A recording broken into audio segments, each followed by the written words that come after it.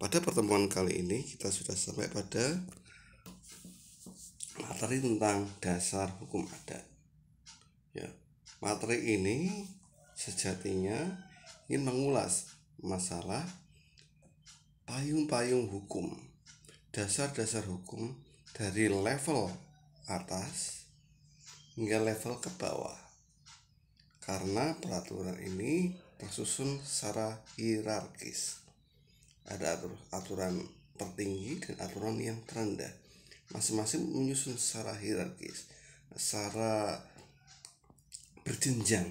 Bagaimana hukum adat berlaku dalam koridor kenegaraan. Dalam koridor kita NKRI, Negara Kesatuan Republik Indonesia, hukum adat ternyata bisa berlaku dan diberlakukan oleh negara. Kita akan melihat bagaimana susunan hierarki regulasi terkait aturan yang mengatur tentang hukum adat. Ya, dengan saya Iwan Silvat. Let's go. Ya, kita sampai pada materi keempat pada pertemuan kelima. Ini dasar hukum adat.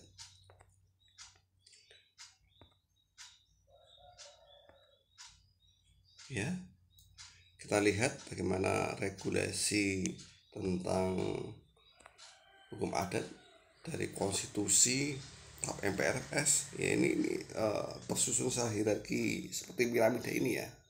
Nah, TAP MPR, EB, Algemene Bepalingen, ini regulasi yang dibuat pada masa pemerintahan kolonial.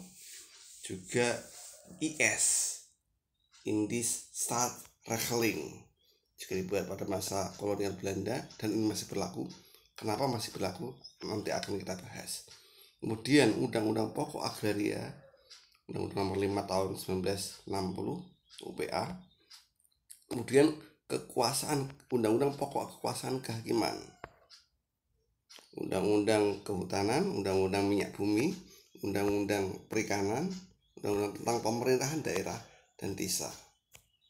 Kemudian ada RR berlaku pada masa kolonial, Reglement. Kemudian PP terkait dengan regulasi-regulasi di atas, dan PP terkait dengan pelaksanaan pemerintahan daerah. Ini dari level atas konstitusi di sini hingga TAP MPR hingga undang-undang, kemudian ke PP. RR ini sederajat dengan PP. Ya, kita sudah melihat bagaimana peta regulasi terkait dengan hukum adat.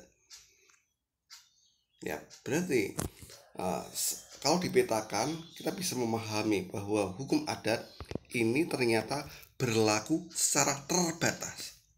Saya ulangi lagi, hukum adat berlaku dalam koridor kenegaraan Republik Indonesia, berlaku secara hukum positif di Indonesia secara terbatas. Saya ulang lagi, terbatas. Tidak semuanya memakai hukum adat. Hukum adat berlaku secara terbatas. Batasnya apa? Ada lingkup-lingkup yang masih memungkinkan diberlakukan hukum adat. Yang pertama terkait dengan hukum agraria, hukum tanah, di mana pengaturan adat tentang tanah seperti hak perorangan, seperti hak hiasan, druwe, kemudian hak yang kolektif seperti ulayat, ini berlaku dalam kepemilikan hak atas tanah, dan ini diatur dalam UPA. Kemudian pokok kekuasaan kehakiman. Nah, di sini hukum adat juga bisa berlakukan secara terbatas. Dalam koridor batasannya adalah batasan kekuasaan yudisial. Batasnya adalah kekuasaan yudisial, di mana hakim ketika menyelesaikan sengketa ini bisa berpatokan, bisa berpedoman pada hukum adat yang berlaku dalam masyarakat. Ya, terutama berkaitan dengan masalah keperdataan. Kemudian undang-undang yang sifatnya melindungi hukum adat dari eksplorasi eksploitasi seperti apa, kehutanan, adanya HPH dari korporasi besar ini. Bagaimana adat masyarakat, terutama tentang hutan adat dan hak tanah adat ini masih dilindungi oleh negara. Maka diberlakukan tentang undang-undang tentang kehutanan di sini. Hak masyarakat hutan adat masih terlindungi. Demikian juga dengan dari eksplorasi minyak dan gas. Kemudian perikanan juga dilindungi, bahwa eksplorasi perikanan memakai masih mempertimbangkan hukum adat dalam proses eksplorasi dan eksploitasinya. Kemudian ini berlaku terbatas mulai lingkup karena sudah otonomi daerah, adanya dekonsentrasi dari pelimpahan kekuasaan dari pemerintahan pusat ke daerah. Di sini undang-undang tentang pemerintahan daerah sudah mengatur dari pusat dilimpahkan ke daerah tingkat 1, kemudian daerah level kedua, kabupaten dan kota madya. Sekarang kota aja yang sampai kota madya ya. Kemudian sudah sampai ke level desa.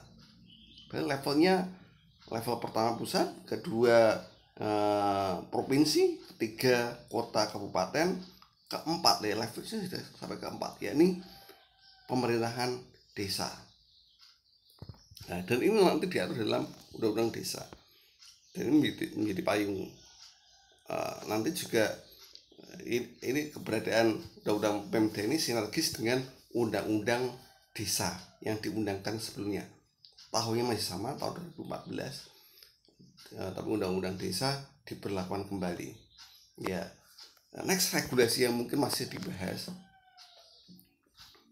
yakni undang-undang tentang masyarakat hukum adat, karena ini sudah menjadi amanah konstitusi dari adanya amandemen konstitusi kita, Undang-Undang Dasar 1945 ini dilakukan amandemennya berupa adanya pasal terkait pengaturan tentang masyarakat hukum adat yang diatur di pasal 18B kedua. Nah, diatur tentang masyarakat hukum adat. Maka nanti sudah dibuat ini sekarang, dan masih dalam pembahasan tentang RUU masyarakat hukum adat yang nantinya diharapkan kompatibel dengan undang-undang desa. Next.